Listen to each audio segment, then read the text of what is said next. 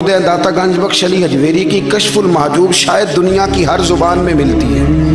अब मैं जो बात कहने लगा उस पर गौर करना। अगर कश्फुल महजूब आप पढ़े ना सारी, तो सबसे पहले वहाँ मलंगों का दाखिला बंद होगा।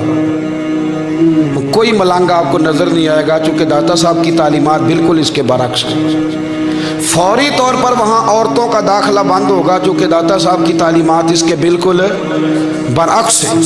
मेले ठेले ये सारी चीज़ें वहाँ बंद होंगी। ये कोई कहीं नहीं दाता साहब ने कहा कि पिंडी से पैदल आना बड़े बड़े झंडे उठा के और मेरे मज़ार पे हाज़री देना। दाता साहब इसके मुखालिफ हैं, इसलिए कि वो कोई ऐसी चीज़ तो नहीं कि वो दफन है।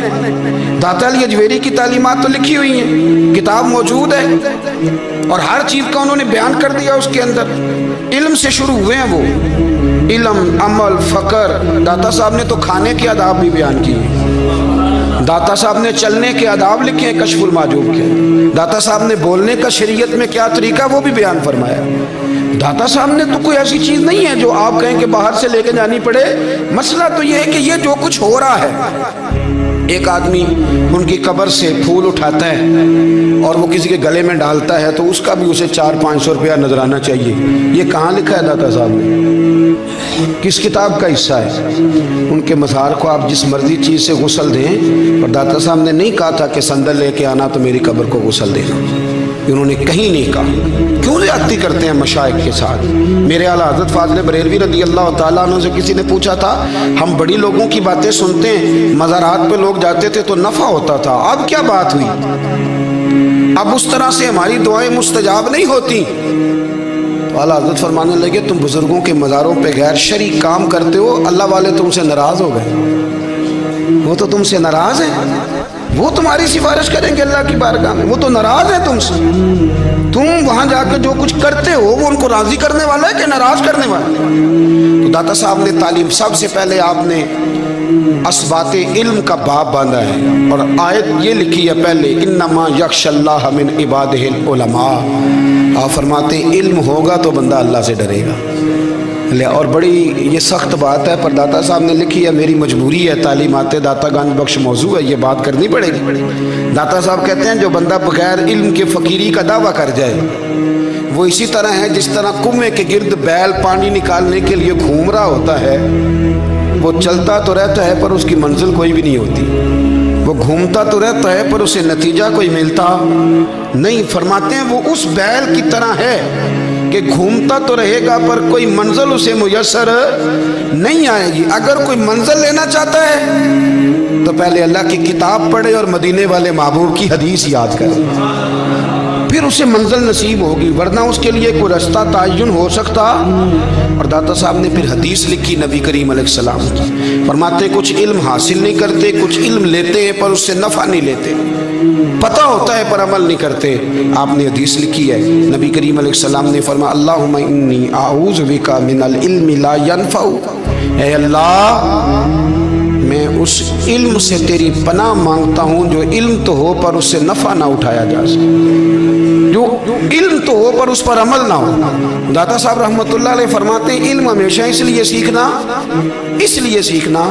कि अल्लाह तबारक व तआला तुम्हें उसका नफ़ा अता करे। और फिर आगे बढ़ते हैं तो आप फरमाते हैं जब इल्म सीख लो तो फिर ना अल्लाह रसूल से इश्क करना, फरमाते हैं फिर नमाज़ें पढ़ना आसान हो जाएगा, रोज़े रखना आसान हो जाएगा, कुरान मजीद पढ़ना आसान, मोहब्बत करना। और आपने मिसाल दी, जहाँ भी को बात समझाते हैं एक मिसाल देते हैं, मिसाल दी।